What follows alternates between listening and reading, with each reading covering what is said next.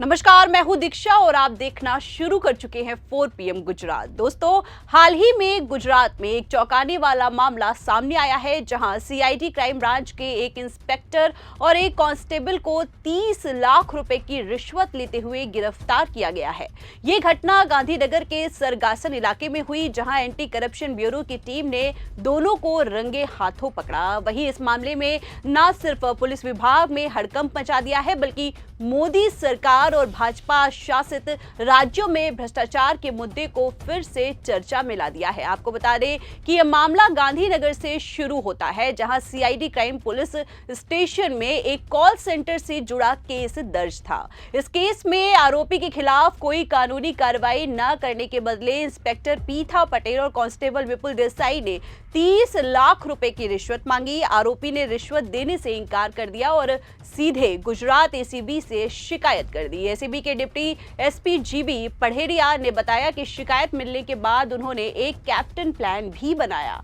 Inspector DN Patel को trapping officer बनाया गया। जानकारी के मुताबिक रिश्वत की डील गांधीनगर के स्वागत सिटी मॉल के पास ही ऑफिसेस हरी ग्रुप साइट के नजदीक सड़क पर तय हुई थी। योजना के मुताबिक कांस्टेबल विपुल देसाई आरोपी से पैसे लेने पहुंचा। इंस्पेक्टर पटेल ने फोन पर आरोपी से बात भी की और कांस्टेबल को पैसे लेने का आदेश भी दिया। जैसे ही आरोपी ने 30 लाख रुपए दिए, एसीबी की टीम ने कांस्टेबल को गिरफ्तार कर लिया। उसके बाद इंस्पेक्टर को भी हिरासत में ले लिया गया। एसीबी अधिकारियों का कहना है कि दोनों को कोर्ट में पेश किया गया है। रिमांड पर लेकर पूछताछ भी होगी और उनकी संपत्तियों की जांच भी की जाएगी। वही यह घटना गुजरात पुलिस को शर्मसार करने वाली है, लेकिन साथ ही भ्रष्टाचार के खिलाफ सख्त कार्रवाई का संदेश भी देती है।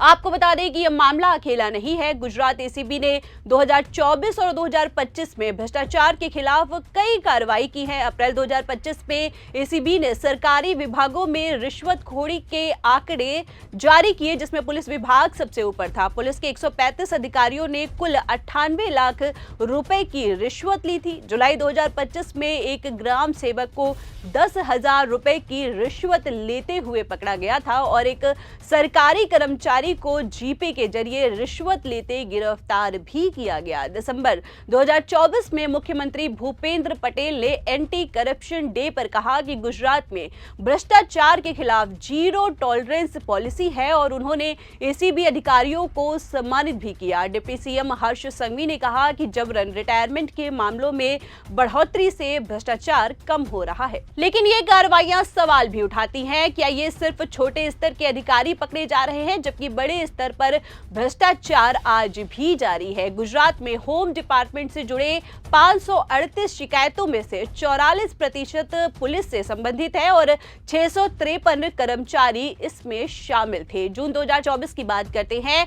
जून 2024 में एसीबी ने खुलासा किया कि कुछ अधिकारी रिश्वत किस्तों में ले रहे हैं। वहीं यह घटनाएं दिखाती है कि भाजपा शासित गुजरात में भ्रष्टाचार अभी भी एक बड़ी समस्या है। आपको बता दें कि मोदी सरकार 2014 से सत्ता में है और भ्रष्टाचार के खिलाफ लड़ाई उनके मुख्य वादों में से एक है। लेकिन आंकड़े क्या कहते हैं? ट्रांसपेरेंसी इंटरनेशनल की करप्शन परसेप्शन इंडेक्स के अनुसार 2014 में भारत का स्कोर 38 था और रैंक 85 थी। 2024 में स्कोर 38 ही रहा, लेकिन रैंक गिरकर 96 हो गई। 2023 में स्कोर 39 था, लेकिन 2024 में ये 38 पर आ गया, जो भ्रष्टाचार में थोड़ी बढ़ोतरी को दर्शाता है। वही आपको बता दें कि सीपीआई 180 देशों को 0 से 100 के स्केल पर रैंक करता है, जहां 0 का मतलब ज्यादा भ्रष्टाचार और 100 का मतलब कम भ्रष्टाचार है। भारत का स्कोर मध्य स्तर पर अटका हुआ है, जो मंगोलिया और कोलंबिया जैसे देशों के बराबर है।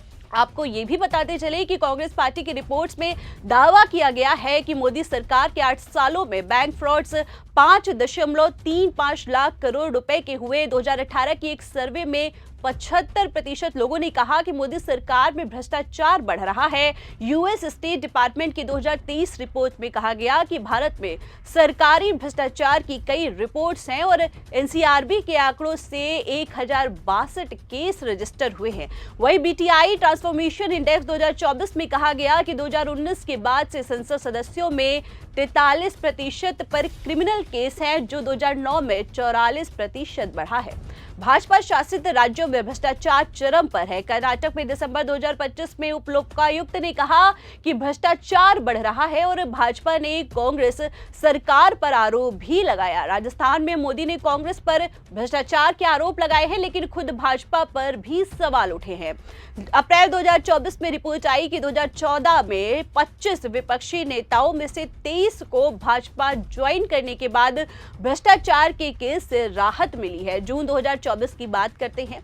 जून 2024 में एनईईटी परीक्षा में पेपर लीक का स्कैम हुआ, जिसमें लाखों छात्र प्रभावित हुए। अगस्त 2025 में चुनावी विवाद हुआ, जिसमें ईवीएम फ्रॉड के आरोप भी लगे। आपको बता दें कि मोदी सरकार दावा करती है कि उन्होंने भ्रष्टाचार पर लगाम लगाई है। 2016 में डेमोनेटाइजेशन से काला धन पर हमला किया गया। डायरेक्ट बेनिफिट ट्रांसफर से 2.75 लाख करोड़ रुपए की बचत हुई, क्योंकि बीच के दलाल हट चुके थे। सरकार ने 3 लाख सेल कंपनियों पर कार्रवाई की और फ्यूजिटिव इकोनॉमिक ऑफडर्स एक्ट लाया गया। ईडी और सीबीआई ने कई बड़े नेताओं पर छापे मारे। मोदी ने 2024 में कहा कि उन्होंने 2019 का वादा निभाया है और भ्रष्टाचार को जेल पहुंचा दिया है। प्रिवेंशन ऑफ करप्शन एक्ट से पब्लिक सेक्टर में भ्रष्टाचार पर सजा दी जाती है। वहीं आपको बता दें कि पीएम मोदी ने कहा कि डिजिटल इंडिया से पारदर्शिता बढ़ी है और 2019 में ईडी ने 22 टैक्स अधिकारियों को रिटायर कराया है, लेकिन आलोचक कहते हैं कि ये कार्रवाइयां विपक्ष को टारगेट करती है, जबकि भाजपा के लोग बच जाते हैं। वहीं फ्रंट लाइन मैगजीन में कहा गया कि पेटी करप्शन नहीं रुका, बल्कि बड़े स्कैम बढ़ गए हैं।